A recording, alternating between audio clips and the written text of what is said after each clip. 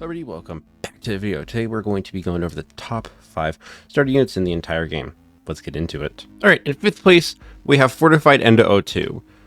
This guy has the highest combined DPS of anyone that I have on this list, and I think has like the highest combined DPS of any starter in the game, I believe. I'm not 100% sure, don't fact check me on that. But he has no slow and no other buffs. He's just plain Fortified Endo O2. So it's kind of a pain because of that he doesn't have any way to slow down units, which does hold him back. The slowing down of the other units on this list is what makes them so good. And it's able to actually have them probably deal more damage over the time that Fortified could, because he doesn't have any slow, so they walk past him faster, if that makes sense. So yeah, he's in our 5th place. Alright, in 4th place, I'm putting Phone Guy. Phone Guy doesn't have nearly as much DPS as the other ones on this list, even in our 5th place spot, but it's his ability that he has AoE.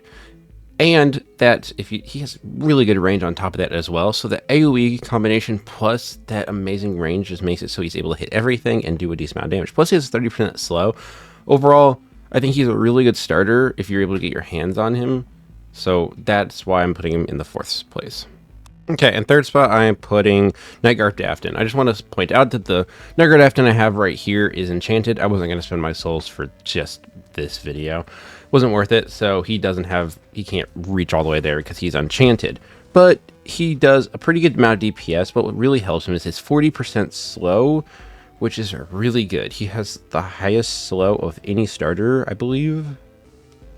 Don't fact check me on that again, but I'm like 99% sure. But that's what makes him so good. And he has one of the highest DPSs. Not the highest, but that 40% slow is really good, which is what makes him so good.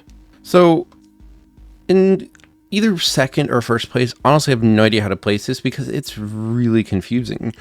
The thing is that because this, so I don't know how to word it.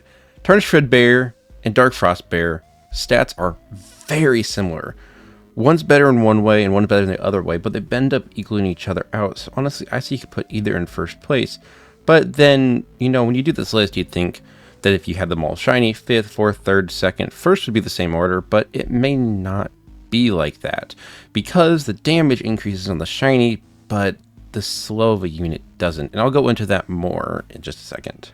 So not long ago, Tarnished Fredbear got a buff. So it went from doing about 1125 DPS to doing 1200 DPS. And its slow went from 25 to 30.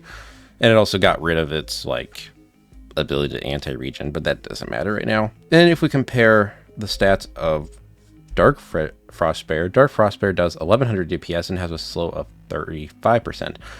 So despite having that 100% more DPS, is that 35% slow make it any better?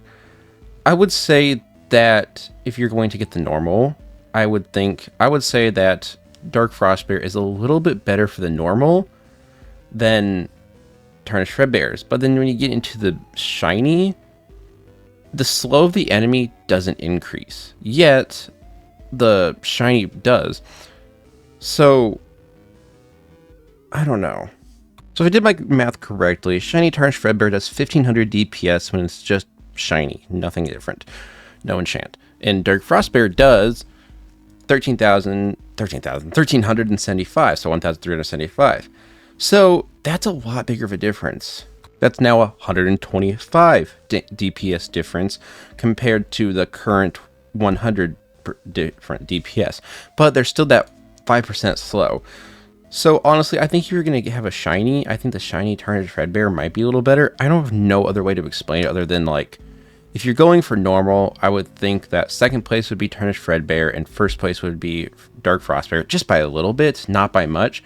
And the shiny would be, and for shiny, 2nd would be Dark Frostbear, and then shiny Tarnished Fredbear for 1st. Thing is that Dark Frostbear, it's barely any better in any way if it is, and it's like 10 times more valuable. Because of its chances, it's so rare. So it's so much more valuable. So honestly, it's just worth trying to get a Tarnished Fredbear. It's not even worth getting a Dark Frostbear unless you're able to summon it yourself in the Christmas event. But that's really all I can really say. There's not too much more that I can go deep into it because there's not too much more that I have to say. I hope everything how I explained it is very good, or like works well. Words are not wording. Help me. But yeah, if you have any questions, you can feel free to DM me on Discord, or you can ask in my Discord server in the official, like, in the FNTD channel in my Discord, or you can just ask questions in the official FNTD Discord. But yeah, that's really it for this video. Thank you guys so much for watching all the way to the end, and peace out, guys.